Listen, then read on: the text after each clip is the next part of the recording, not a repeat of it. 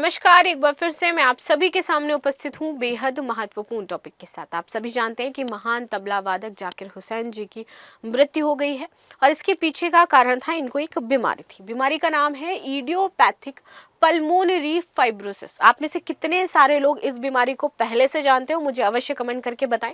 क्योंकि ये बहुत ही खतरनाक बीमारी है, इसका कोई इलाज है नहीं और शायद आप में से बहुत सारे लोग ऐसे होंगे जिन्होंने पहली बार इस बीमारी के बारे में सुना होगा। इसके कुछ मैंने लक्षण बताए हैं, क्या है इसका उपचार, कैसे किया जाता है। सिर्फ टेम्परेरी तौर पर इसका उपचार किया जा सकता है, वैसे इसका कोई उपचार है नहीं, आज तक अभी तक कुछ भी खोजा नहीं गया है।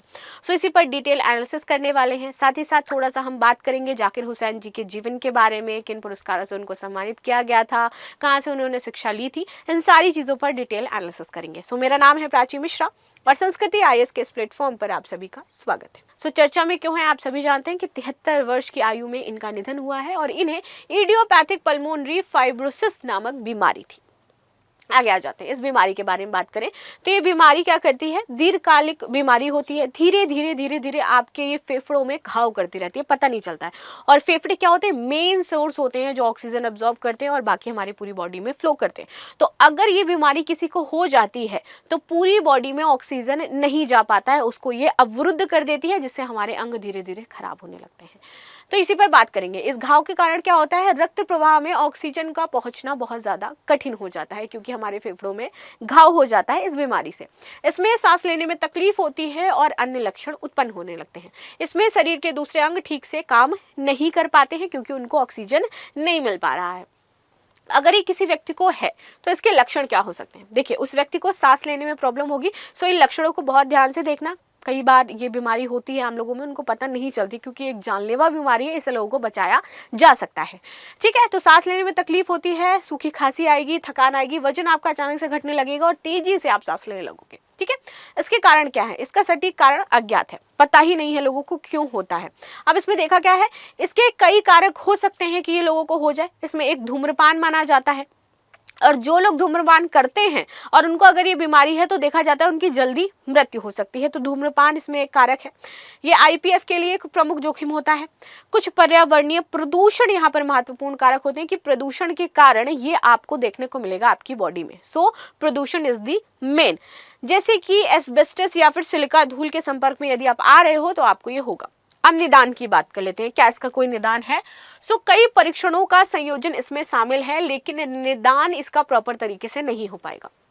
इसमें फेफड़ों के जख्म के निशान देखने के लिए एक्सरे किया जाता है। पहले फेफड़ों की अधिक विस्तृत छवि के लिए MRI करवाया जाता है। फुसफुसीय कार्य प्रशिक्षण एक होता है, वो आपसे करवाया जाता है। और फेफड़ों के जो ऊतक हैं, इन पे निशानों के संकेतकों को जानने के लिए बायोप्सी करवाया जाता है, जिस भी व्यक्ति को ये वाली चीजें होती हैं। इलाज तो वर्तमान में इसका कोई इलाज नहीं है और इसीलिए ये खतरनाक बीमारी हो जाती है।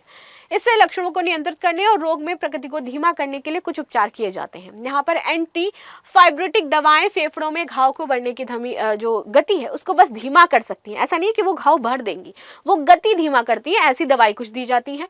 लक्षणों को प्रतिबंधित करने और जीवन की गुणवत्ता में सुधार करने में मदद करने के लिए यहाँ पे लोगों को कहा जाता है कि आप व्यायाम करिए। सांस की तकलीफ में राहत के लिए पूरक ऑक्सीजन, प्रॉपर ऑक्सीजन दिया जाता है। गंभीर मामलों में फेफड़ों का सिर्फ प्रत्यारोपण हो सकता है, मतलब ट्रांसप्लांट करवा सकते हैं हम। इसका यही एक सिंपल सा सोल्यूशन है और अगर ये सफल रहा तो ठीक, नहीं सफल रहा तो भी पेशेंट की डेथ यहाँ पर हो जाएगी। लेकिन ये जो विकल्प है बहुत महंगा होता है, तो कई बार लोग इसको अफोर्ड नहीं कर पाते हैं। ये यहाँ पर एक समस्या बनता है। आगे बात करते हैं उस्ताद जाकिर हुसैन जी के बारे में, इनके जीवन के बारे में। जन्म की बात करें तो मुंबई, इंडिया में इनका जन्म हुआ था। कब? 9 मार्च 1951 को। ये प्रसिद्ध तबला वादक है। इनके पिता जो थे उस्ताद अल्लाह रखा, ये उनके पुत्र थे और वो भी तबला वादक थे। तो इनको जो शिक्षा मिली, इनके पिता से इनको ये शिक्षा मिली थी। वे अपने पिता से ही तबला इन्होंने सीखा था। उनके अंगूठे तबला वादन और संगीत क्षेत्र में अतुलनीय योगदान के लिए उनको कई पुरस्कार भी दिए गए। इनको सबसे पहले आप देखोगे पद्म विभूषण भारत सरकार द्वारा 2023 में दिया गया। 2002 में इनको पद्म भूषण दिया गया। पद्मश्री इनको भारत सरकार द्वारा 1988 में दिया गया। इनको संगीत नाटक अकादमी पुरस्कार दिया गया था 1990 में। ये भारत का सर्वोच्च संगीत और नाटक और नृत्य सम्मान होता है। जो भी इस क्षेत्र में है तो उसके लिए ये सर्वोच्च सम्मान है। आगे बात करते हैं, इनको ग्रैमी पुरस्कार कई बार दिया गया है। साथ ही साथ कालिदास सम्मान इनको 2006 में मध्य प्रदेश सरकार के द्वारा दिया गया था। अकादमी रत्न पुरस्कार 2019 में संगीत नाटक अकादमी की तरफ से इनको प्रदान किया गया था। तो इतने सारे इनको उत्कृष्ट पुरस्कार दिए गए इनके क्षेत्र में।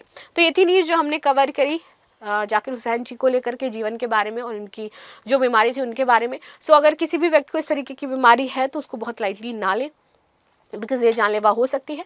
बाकी आपकी क्या राय है इस वीडियो को लेकर के अवश्य बताएं। सो मिलते हैं नेक्स्ट क्लास में, तब तक के लिए धन्यवाद।